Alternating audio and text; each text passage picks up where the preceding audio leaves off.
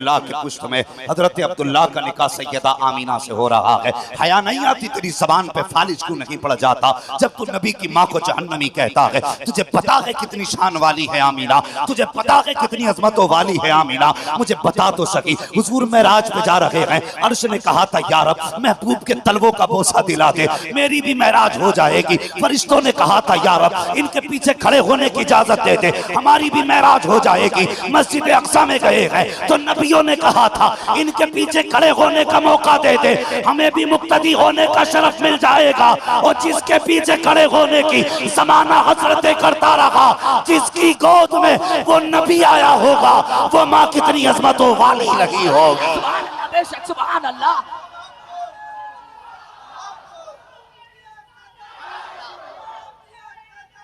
छोड़ेंगे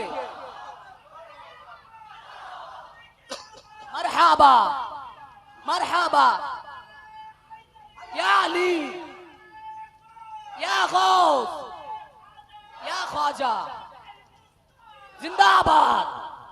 तवज्जो है, जरा बोल दे सुभान अल्लाह। सुभान अल्लाह। और आज ऐसे सुन के दिखा दो कि वाबियत का कलेजा फट जाए।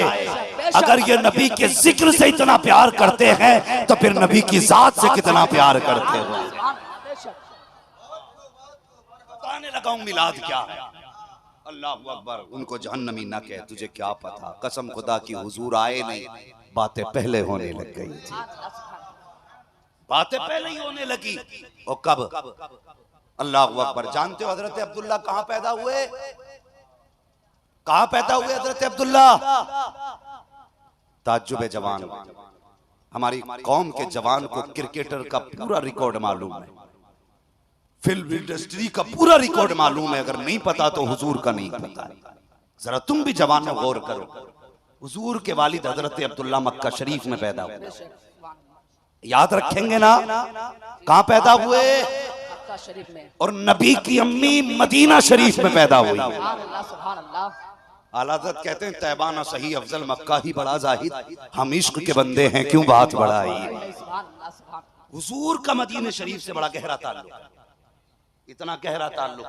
मेरे हुजूर का ननिहाल भी मदीना शरीफ है, हजरत अब्दुल्ला यानी हुजूर के वालिद का ननिहाल भी मदीना शरीफ है, और हुजूर के दादा का ननिहाल भी मदीना शरीफ है। बड़ा गहरा ताल्लुक है हुजूर का मदीना शरीफ से। हजरत आमीना मदीने में पैदा हुई। एक खातून थी जो उस वक्त में हाथ देख के बता देती थी इसके नसीब में क्या लिखा है। पूरी तारीख बयान नहीं करनी है, बड़ी तेजी से मुझे आगे बढ़ना है। हाथ देख के बता देती नसीब में क्या लिखा है। नाम उसका सौदा बिनते ज़हरा था। जब वो जाती किसी बस्ती से तो औरतें, बच्चे, जवान, बूढ़े इकट्ठे हो जाते। हाथ देख के कहते सौदा बता मेरे हाथ में क्या है। वो लकीर देख के बताती तेरे नसीब में ये है, तेरे नसीब में ये है। एक दिन मदीना शरीफ सौदा बिनते ज़हरा आई, ऐलान हुआ लोगों सौदा बिनते ज़हरा आ रही है, जिसे अपना नसीब दिखाना हो वो सौदा को हाथ दिखा दे। औरतें बच्चे जमा हो गए, सब आकर के लाइन में लग गए। वो हाथ देख के बता तेरे नसीब में ये है, तेरे नसीब में ये है, तेरे नसीब में ये है। नतीजा ये हुआ सबका हाथ देखा। एक कोने में 6 साल की उम्र में हजरत आमीना मुस्कुरा रही थी, खड़े होकर के देख रही थी। किसी ने कहा था आमीना तू भी अपना हाथ दिखा के तो देख, देखे तेरे नसीब में क्या लिखा है। हजरत आमीना आई, 6 साल की उम्र हजरत आमीना की है। सौदा बिनते ज़हरा के आगे अपना हाथ करके कहा बताओ मेरे नसीब में क्या लिखा है। सौदा बिनते ज़हरा ने नबी की अम्मी का हाथ देखा, माथे पे पसीना आया। कभी हथेली देख रही है, कभी माथा देख रही है, कभी हथेली देख रही है, कभी माथा देख रही है। सबने कहा सौदा बता तो सही इसके नसीब में क्या लिखा है।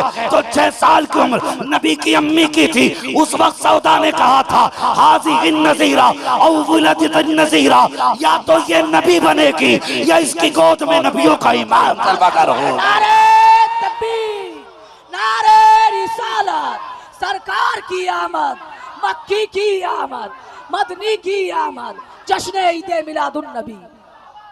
शर्म नहीं आती? आज बंदा कहता शिरके जी जुलूस निकालना जायज नहीं है, हुजूर की विलादत मनाना, फतवा लगाना सबसे पहले सौदा बिनते ज़हरा पे, जिसने आने से पहले बता दिया नबियों का इमाम आने वाला है। इंसाफ के साथ बताइए, अगर आने से पहले बात हो सकती है तो आने के बाद बात क्यों नहीं हो सकती है? सुभान अल्लाह। बताओ ना हमें भी। अच्छा एक बात हम बताएं, अगर हम बरेली शरीफ का तज़किरा करें तो लोग कहते हैं आला हजरत तो आशिक थे साहब, उन्होंने इश्क में लिखा है। अगर बात उसकी करूं जिसे खुद उस वक्त तक पता ना था ये बेटा है कौन, जिसे दुनिया सैयदा आमीना कहती है।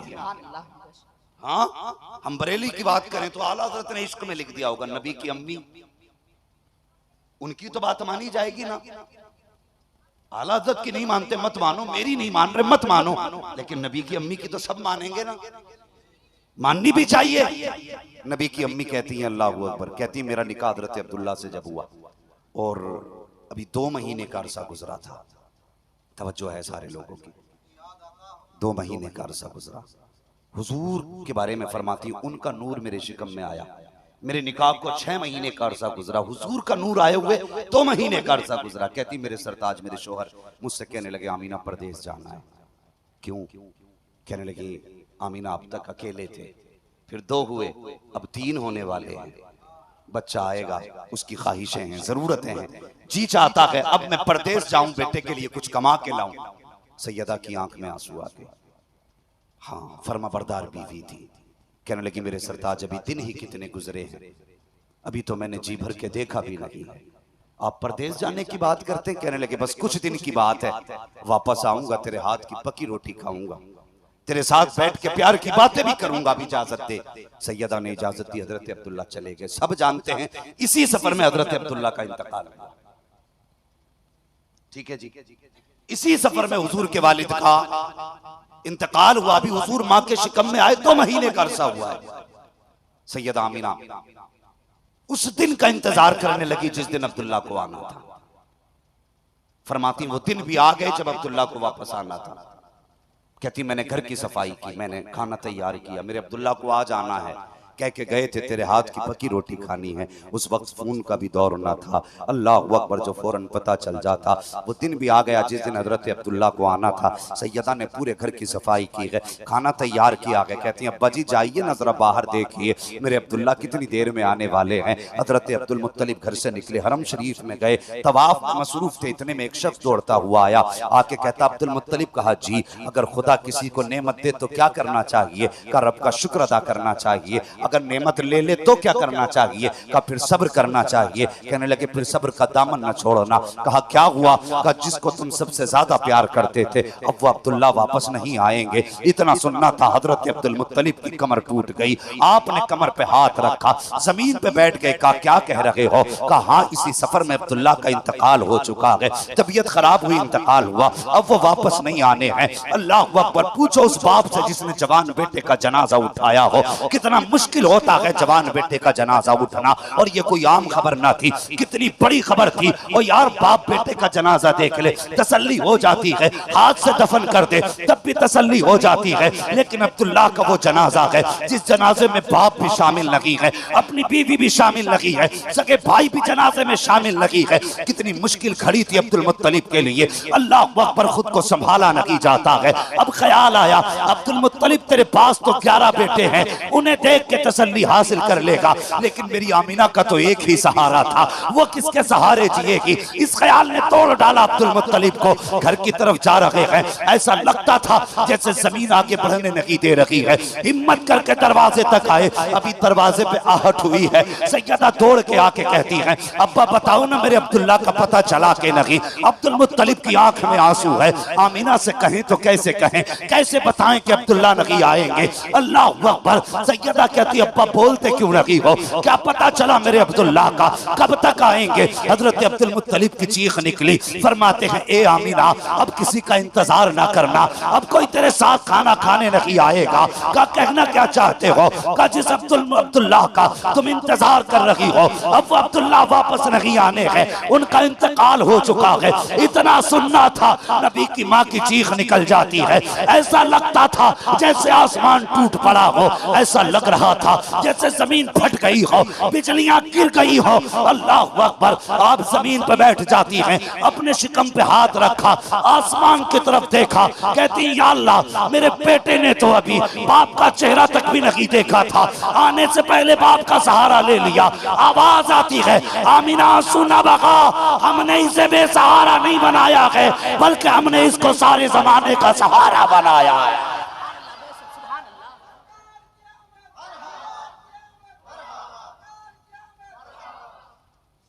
तवज्जो है, आवाज आई, ये बेसहारा नहीं, हमने इसे सारे जमाने का सहारा बनाया है। अल्लाह अकबर। शोहर की जुदाई थी, और यार घर जाना, बेटियों को समझाना, समझाना अपनी बेटियों को जाकर के कि खुदा के वास्ते जब परदेश जाएं, निकाह करके दूसरे के घर में जाएं तो अपने शोहर के खिलाफ कभी जुमला ना बोलना। हाँ, हम ये औरतें नहीं जानती शोहर चीज क्या है। अगर शोहर इंतकाल कर जाए तो भरी दुनिया उजड़ जाती है। आज जो कहती हैं जा तू पलट के वापस ना आए, अल्लाह की बंदी जबान को ताला लगा। तुझे पता नहीं है ये तेरा शोहर सिर्फ कमाई का जरिया नहीं, बल्कि तेरी कायनात है तेरा शोहर। हाँ, जाओ जाकर घरों में चेक करो। खुदा ने जिनको 6-6 बेटे दिए हैं और बुढ़ापे की उम्र माँ की आ गई है, अगर 6 बेटे भी हैं, बहुएं भी हैं और सर पे शोहर का साया है, तो 10 बहुएं भी हैं ना, तो यही पूछती अम्मा क्या बनेगा। शोहर अगर सर पे है तो बुढ़ापे में भी माँ की हुकूमत चलती है। अगर शोहर जवानी में चला जाए ना, वो माँ जिसकी मर्जी से पूरे घर का निजाम चलता था, शोहर के इंतकाल के बाद कोई उससे ये भी नहीं पूछता तू खाना खाएगी कि नहीं। कोई पूछने वाला नहीं होता तुझे भूख लगी है कि नहीं। आज किसे बद्दुआ दे रही है तू, तुझे नहीं पता। अगर ये चला गया तो कोई तुझे पूछने वाला भी नहीं होगा। ये तेरे कपड़ों की रंगत तेरे शोहर के दम से है, तेरी चूड़ियों की खनक शोहर के दम से है, तेरे दुपट्टे की सुर्खी शोहर के दम से है। अगर शोहर नहीं तो दुपट्टे की सुर्खी चली जाएगी, हाथों की चूड़ियां उतर जाएंगी, तेरे चेहरे की रंगत उड़ जाएगी। कोई तुझे इज्जत देने वाला नसीब नहीं होगा, कोई तुझे तो वक्त की इज्जत से रोटी देने वाला नसीब नहीं होगा। आज शोहर जिंदा है तो इसकी इज्जत किया करो, इसकी कदर किया करो। तुम्हारी दुखों में साथ आने वाला तुम्हारा शोहर है, मुसीबतों में तुम्हारी फरियाद सुनने वाला तुम्हारा शोहर है, तुम्हारे दर्दों को बर्दाश्त करने वाला तुम्हारा शोहर है। जाओ कभी जाकर रोडों पे उन शोहरों को देखो। मैंने बारिश पड़ते हुए लोगों को भीग के काम करते हुए देखा है। मैं हैरत में था, मैं सोचने लगा या अल्लाह अगर इसकी बीवी को पता चल जाए क्या कितनी मेहनत से कमा के लाया है, तो कभी इसकी कमाई पे उंगली नहीं उठाएगी, कभी हद से ज्यादा सवाल नहीं करेगी। और यार बताओ जाके बेटियों को कि शोहर वो होता है खुद तो चलता रहता है लेकिन बीवी के ऊपर आंच नहीं आने देता है, खुद पिघलता रहता है लेकिन बीवी पे मुसीबत नहीं आने देता। बेटियों से कह देना ए बेटियों परदोस जाओ तो शोहरों की इज्जत करना, इसलिए कि जब शोहर राजी होता है तभी पैदा करने वाला खुदा भी राजी हुआ करता है। जरूरी है ये।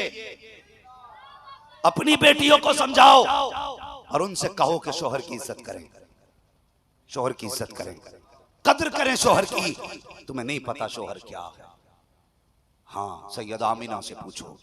हजरत अब्दुल्ला के विसाल के बाद नबी की अम्मी दिन को भी रोती हैं, रात को भी रोती हैं, सुबह भी रोती हैं, शाम भी रोती हैं, पूरा दिन रोने में गुजर जाता है। अब्दुल मुत्तलिब से रोना न देखा गया। काबे में आ गए, गिलाफ पकड़ा काबे का, कहने लगे काबे वाले मैं तुझसे ये नहीं कहता मेरा बेटा लौटा दे, मैं ये नहीं कहता कि मेरे 11 बेटे हैं एक और बेटा चाहिए, या अल्लाह मेरे तो 11 बेटे हैं उन्हें देख के मैं सुकून हासिल कर लूंगा, लेकिन आमीना को ऐसा बच्चा दे जो मेरी आमीना के दिल का सुकून बन जाए। आवाज आई अब्दुल मुत्तलिब परेशान ना हो, तूने आमीना का सुकून मांगा है, हमने तो इस लाडले को कायनात का सुकून बनाने का फैसला किया, हमने इसे जमाने का सुकून बनाने का फैसला किया। अल्लाह अकबर। वापस आ गए। अब जरा सुने हुजूर की शान। नबी की अम्मी कहती है जैसी तीसरा महीना लगा मेरी आंख लगी, ख्वाब में मैंने देखा कोई नूरानी चेहरे वाला आया है। और मैंने उससे पूछा कौन है आने वाले ने कहा मुझे आदम कहते हैं। अब सुने जो शिर्क बिदअत कहते हैं हुजूर की महफिल को, और सुन्नियो मुकद्दर के धनी हो हुजूर नसीब में आए, किस्मत के धनी हो यार जो हुजूर की उम्मत में पैदा हुए हो। आदम का क्यों आए हो? का मुबारकबाद देने का। क्यों? किस बात की मुबारकबाद? फरमाते हैं कि तू नबियों के इमाम की मां बनने वाली है। अल्लाह सुभान अल्लाह। हजरत आदम कहते हैं तू नबियों के इमाम की, सारे बोले नबियों के इमाम की मां बनने वाली। फरमाती जैसी ये ख्वाब आया ना मेरे दुख दूर हो गए, सुभान अल्लाह। परेशानियां मिट गई, ऐसा था जैसे सुकून आया। फरमाती मैं बाहर बैठी थी सहन में, मेरे माथे पे अचानक आया पसीना। कहती मैंने यूं पसीना साफ किया ना तो मेरे हाथ से खुशबू आने लग गई, सुभान अल्लाह सुभान अल्लाह। हाथ से खुशबू आने लग गई। फरमाती दस्तूर था अरब का, जब किसी की बीवी शोहर इंतकाल कर जाए तो बीवी को 1 साल तक पूरा गम करना था। गम का दस्तूर यह था कि खुशबू नहीं लगानी, इत्र नहीं लगाना। कहा जब मैंने खुशबू सूंघी ना मैं डर गई, या अल्लाह मक्के की औरतें वैसे ही हसद करती थी कि अब्दुल्ला ने इससे निकाह क्यों किया, हमसे क्यों नहीं किया। अब अगर ये खुशबू सूंघेगी तो मुझे बदनाम करेंगे। ये सोच के आप जल्दी उठी और आपने अपने दुपट्टे से हाथ साफ करा। फरमाती वो पसीना दुपट्टे को लगा तो दुपट्टे से खुशबू। सुभान अल्लाह सुभान अल्लाह। मैंने दुपट्टा सूंघा, खुशबू आ रही थी। कहने लगी मैं जल्दी जल्दी गई, मैंने पानी डाल के दुपट्टा धोया। फरमाती बजाय इसके के दुपट्टे की खुशबू जाती, कहती जो पानी दुपट्टे से निकल के जा रहा था उस पानी से भी खुशबू आ रही थी।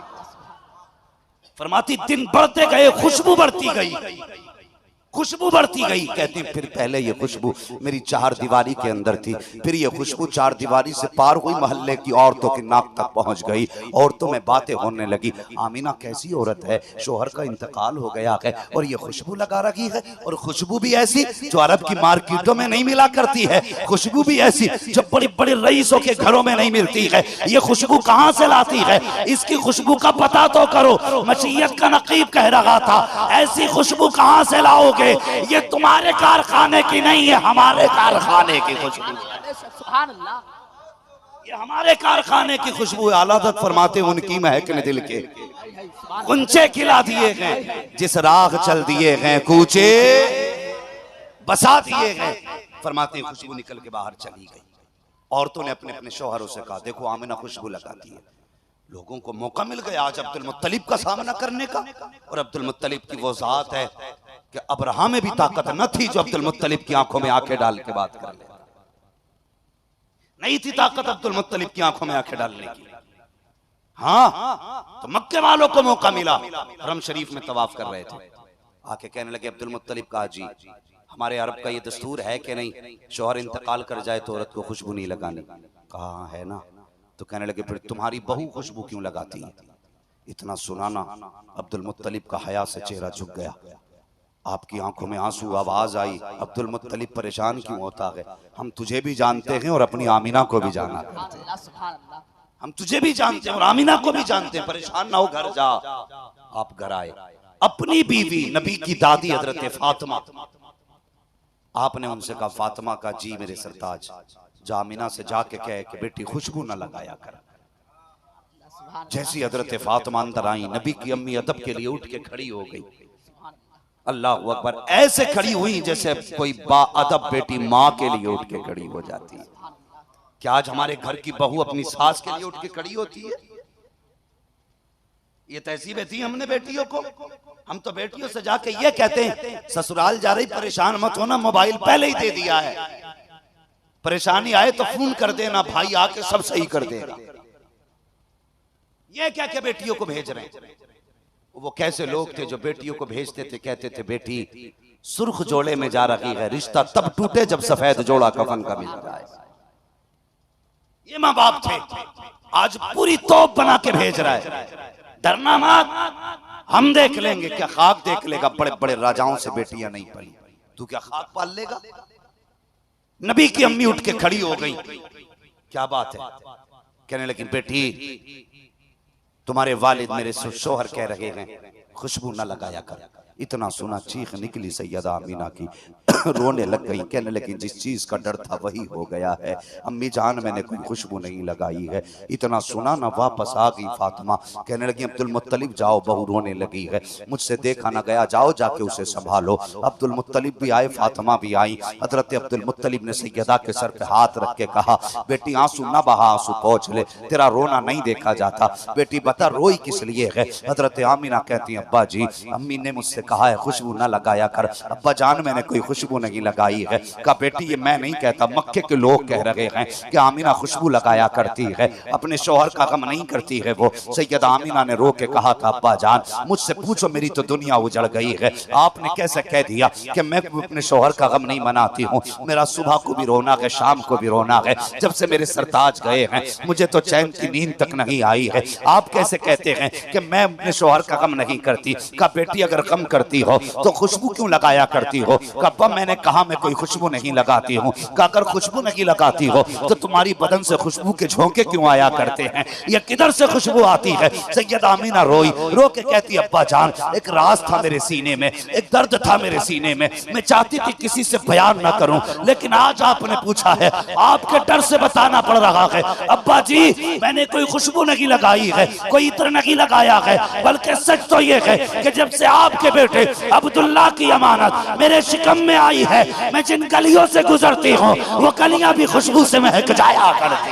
नारे तकबीर, नारे रिसालत, सरकार की आमद, दिलदार की आमद, सरवर की आमद, अज़मते मुस्तफा, अज़मते मुस्तफा, जश्न ईदे मिलादुन नबी, नारे तकबीर, नारे रिसालत। तवज्जो है, थके तो नहीं अभी आप लोग, अगर थक गए हो तो खत्म कर लें, और नहीं थके तो जरा कह दे या रसूल अल्लाह, अल्लाह सलामत रखे। सैयद आमीना ने क्या कहा, जब से आपके बेटे अब्दुल्ला की अमानत मेरे शिकम में आई है ना, कहती हैं जिन गलियों से गुजरती हूँ वो गलियां महक जाया करती हैं, गलियां महक जाया करती हैं। ये मिलाद नहीं तो और क्या है, ये हुजूर का जश्न नहीं तो और क्या है। कहते हैं मैं जिन गलियों से गुजरती हूँ वो गलियां महक जाती हैं। अब्दुल मुत्तलिब मुस्कुराने लग गए, कहते हैं आज मेरा कलेजा ठंडा हो गया। आमीना लगता है बेटा शान वाला है। आमीना कहती हैं अब्बा बात यहीं खत्म नहीं हो जाती है। कहा और भी कुछ है। कहा हाँ। कहा क्या बात है बेटी। कहा अब्बा एक कंकर पड़ा था, मैंने उसे उठाया, जब हाथ में लिया ना पत्थर के टुकड़े को, अब्बा वो मोम की तरह मुलायम हो गया था, मोम की तरह मुलायम हुआ। मैंने कहा ये पत्थर को क्या हो गया है, मोम की तरह मुलायम हो गया है। कहा मैंने इतना कहा था, पत्थर का टुकड़ा भी बोलने लग गया। कहा क्या कहा। कहा अब्बा वो पत्थर कह रहा था अरे आने तो दे, महबूब आ लेने दे, अभी तो छोटे छोटे मोम हो रखे हैं, जब वो आएंगे तो बड़े बड़े मोम हो जाया कर, जब वो आएंगे तो बड़े बड़े मोम हो जाएंगे। कहा अब्बा ये पत्थर ने कहा था। अब्दुल मुत्तलिब कहते हैं बेटी और फरमाने लगी अब्बा बताऊं। कहा हाँ। क्या आप तो हरम शरीफ चले जाते हैं और मेहमानों के लिए पानी भी ले जाते हैं, कभी कभी ऐसा होता घर में पानी खत्म हो जाता है, अम्मी मुझसे कहती हैं ले आमीना डोल भी ले, रस्सी भी ले, कुएं से पानी भर के ला। उस वक्त नल तो नहीं थे, हैंडपंप भी नहीं थे, कहीं कहीं कुएं होते थे, वहां से औरतें पानी भर के लाती थी। और फिर अरब के कुएं कितनी गहराई में पानी था। कहती हैं अब्बा आप चले जाते हो, अम्मी मुझे डोल रस्सी दे के कहती जा पानी भर के ला। अब्बा मैं पानी भरने जब जाया करती हूँ मक्के की सारी लड़कियां मेरा इंतजार करती हैं। बेटी किस लिए। कहा कहती आमीना जब तू आ जाती है तो हमारा भी काम हो जाया करता है, हमारा भी काम हो जाता है। कहा बेटी कौन सा काम। कहती है अब्बा जी आप जानते हो मैं अब्दुल्ला के बच्चे की माँ बनने वाली हूँ, अगर मैं झुकूंगी तो मेरे शिकम में तकलीफ होगी, मैं रस्सी खींचूंगी तो शिकम में तकलीफ होगी, लेकिन जब मैं कुएं के किनारे जाती हूँ, जाके कुएं के अंदर झांकती हूँ तो पानी खुद ब खुद उछाला मार के ऊपर आ जाया करता है और आके कहता है ए साक़ी कौसर की माँ तुझ पे भी सलाम हो, तेरे बेटे पर भी सलाम हो। अल्लाह अकबर कहती है अब्बा जान जब तक मैं किनारे पे खड़ी रहती हूँ पानी भी किनारे पे रुका रहता है। मक्के की सारी औरतें किनारे से पानी भर लेती हैं, किसी को डोल रस्सी की जरूरत नहीं पड़ती है, पानी किनारे पे रहता है। जब सब भर लेती हैं उसके बाद मैं अपना बर्तन भरती हूँ और जब वापस आती हूँ अब्बा अजीब मामला होता है। कहा क्या? कहा दरख्त सजदे में गिर जाया करते हैं, बड़े बड़े पौधे बोला करते हैं, पत्थरों से आवाजें आया करती हैं। अब्दुल मुत्तलिब कहते हैं ए बेटी क्या कहते हैं? कहा अब्बा जी जब वो बोलते हैं तो मैं सुन भी लेती हूँ, समझ भी लेती हूँ। कहा क्या कहते हैं? आमीना कहती है जब मैं आती हूँ तो पत्थर बोल के कहते हैं अस्सलातु वस्सलामु अलैका या उम्मे रसूलिल्लाह। ए नबी की माँ तुझ पर भी सलाम हो, तेरे आने वाले बेटे अहमद पर भी सलाम।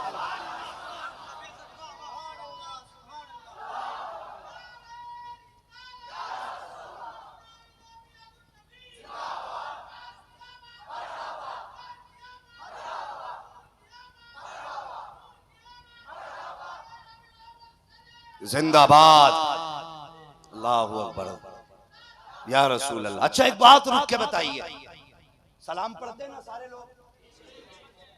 कोई ऐसा तो नहीं जिसका सलाम के नाम पे पेट में दर्द होता हो तो बताना, इंशाअल्लाह आज ही उसका मैं ऑपरेशन करके जाऊंगा। कभी दर्द ही नहीं होगा, नहीं होगा।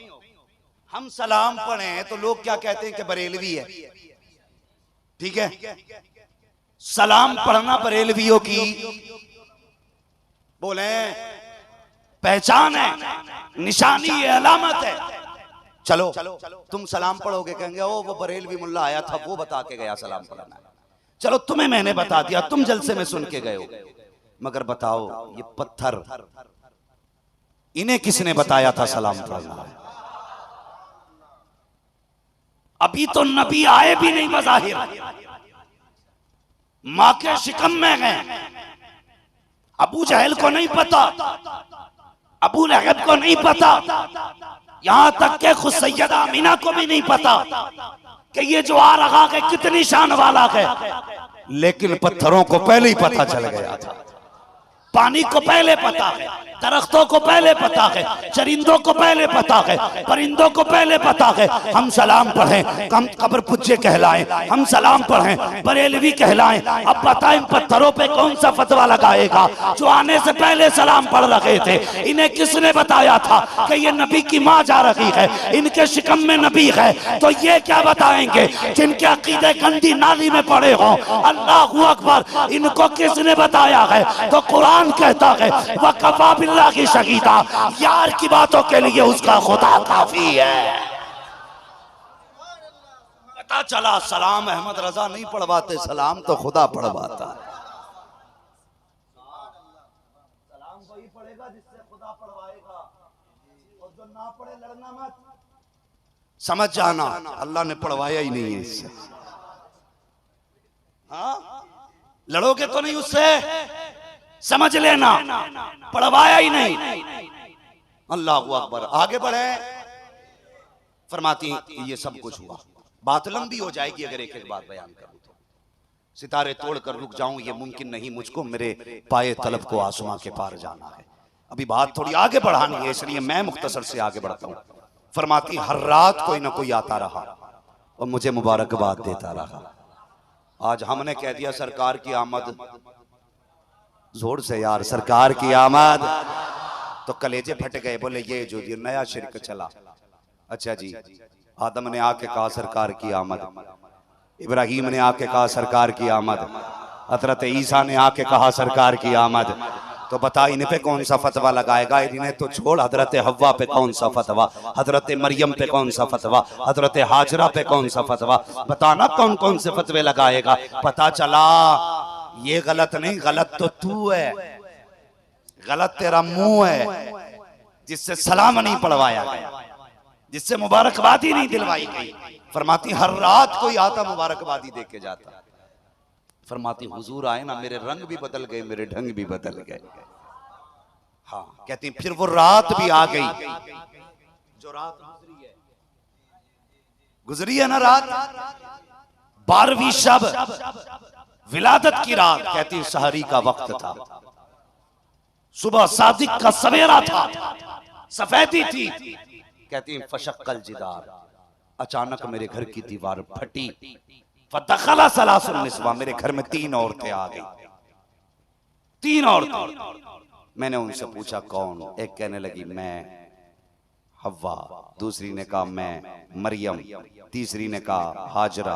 क्यों आई हो? मुबारकबाद देने आए, मुबारक बात देने आए हैं। सैयद आमिना कहती है ना, उस दिन मेरे घर में चिराग में तेल भी नहीं था, अंधेरा था मेरे घर में। कहती आज मुझे अपने अब्दुल्ला की याद आई और मैं ये सोच के रोई, काश अब्दुल्ला होते मेरे घर में अंधेरा ना होता।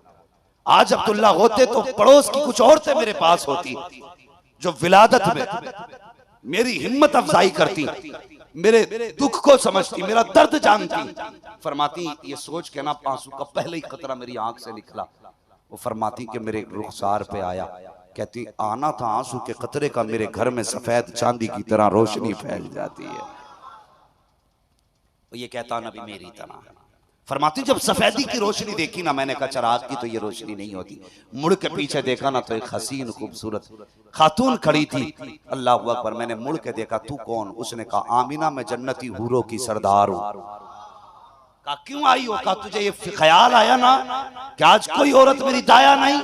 कहती खुदा ने मुझे तेरी दाया बना के भेजा है, खुदा ने मुझे दाया बना के भेजा है। अल्लाह अकबर। सैयदा आमीना कहती हैं उसके बाद क्या था, मेरे घर के अंदर परिंदे आ गए, उनकी चोंचों में मोती थे, उन्होंने मोती मेरे बिस्तर के चारों तरफ डाल दिए। क्यों डाले गए? हुजूर आने वाले हैं। घर पे रोशनी क्यों आई? हुजूर आने वाले हैं। अल्लाह अकबर फरमाती हैं फिर मेरी बारगाह में एक प्याला पेश किया गया, उसमें शरबत था, मैंने पिया। कहती उसके पीने की देर थी, फखराजा मिन्नी नूर, मेरे जिस्म से नूर जाहिर हो जाता।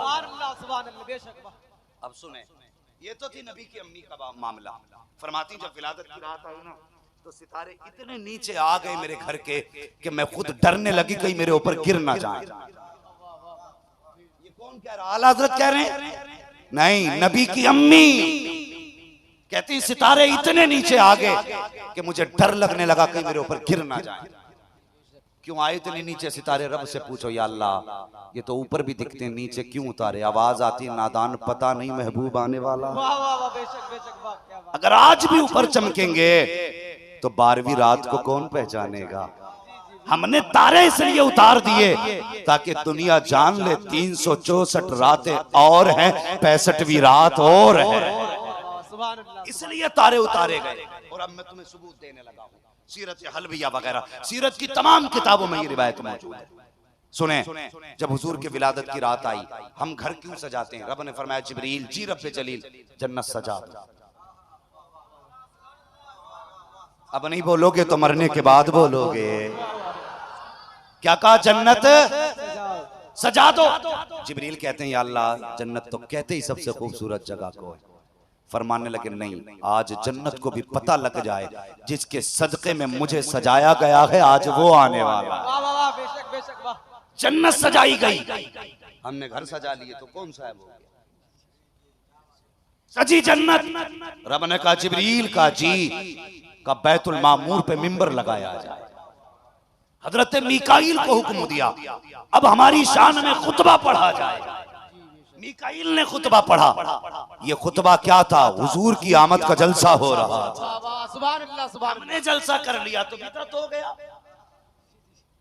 हाँ, हम इस जगह बैठ गए तो शिरक हो गया। रब ने तो बैतुल मामूर में मिंबर लगवाया, मीकाईल से खुतबा पढ़वाया। खुतबा पढ़ा, जन्नत की हर शय झूम रही थी, हर शय झूम रही थी। खुतबा मुकम्मल हुआ। उसके बाद रब ने फरमाया जिब्रील जी रब्बे जलील का चारों बड़े फरिश्ते आ जाओ। चारों आ गए का हुक्म हुआ, जाओ फरिश्तों। चारों फरिश्ते अपने साथ 1-1 लाख फरिश्ते लो और आमीना के दरवाजे पे चले जाओ, आमीना की चौखट पे चले जाओ। या अल्लाह किस लिए का? महबूब आने वाला है, उसके इस्तकबाल में जाओ, जाके आमीना के दरवाजे पे खड़े हो जाओ। अल्लाहु अकबर। जिब्राईल, मीकाईल, इसराफील, इजराइल, चारों फरिश्तों को हुक्म हुआ। 3 फरिश्ते आगे बढ़े, जिब्रील, मीकाईल, इसराफील। इजराइल रुक जाते हैं। रब ने फरमाया इजराइल तुम क्यों रुके? अर्ज करते हैं या अल्लाह मेरी ड्यूटी बड़ी सख्त है, मेरा काम यह है कि जब किसी की मौत का वक्त आएगा तो मौत अपने वक्त से न 1 मिनट पहले आएगी न 1 मिनट बाद में आएगी। या अल्लाह आज मुझे कितने लोगों से उनके घरों का चिराग लेना है, कितनी औरतों का सिंदूर साफ करना है, कितनी बच्चों का सहारा छीनना है, कितनी माओ को बेवा बनाना है। ए मालिक अगर मैं भी चला गया तो मेरी ड्यूटी का क्या होगा? मेरी नौकरी का क्या होगा? रब ने फरमाया मलकुल मौत बता तो सकी, जब तू बच्चा लाएगा माँ रोएगी कि नहीं? या रब रोएगी। अगर भाई को लाएगा बहन रोएगी? हाँ रोएगी। अगर बाप को लाएगा औलाद रोएगी? हाँ रोएगी। रब ने फरमाया तू नहीं जानता, आज महबूब आने वाला है और उसकी आमद की खुशी में हम ये नहीं चाहते हैं कि किसी के घर से रोने की आवाज आनी चाहिए, हम ये चाहते हैं उसके आने की खुशी में हर घर से खुशी के शादी आने की सदाएं आनी चाहिए। ए मलकुल मौत जा चला जा, हमने तेरी भी छुट्टी कर दी है और मरने वालों को जिंदगी की खैरात अता कर। नारे तकबीर, नारे रिसालत, सरकार की आमद, दिलदार की आमद, मझधार की आमद, नारे तकबीर, मसलक आला हजरत, नारे रिसालत। पता चला 12वीं की छुट्टी जन्नती मनाया करते हैं। बेशक बेशक। अब अगली बात करूं, अगर आप साथ दें तो सच बताइए दिल लग रहा है कि नहीं? दिल क्यों ना लगे, करम मुस्तफा के मदीने से हो रहा है। अगर मैं अपनी माँ की बात करूं या आप मेरी माँ की तारीफ करें तो मेरा कलेजा कुछ होता है। अगर मैं अपनी माँ की तारीफ करूं तो मेरी माँ की आप तारीफ करें मैं खुश होता हूं। मैंने सैयदा आमीना का जिक्र छेड़ा है, गुंबद खजरा में मुस्तफा मुस्कुराते हो।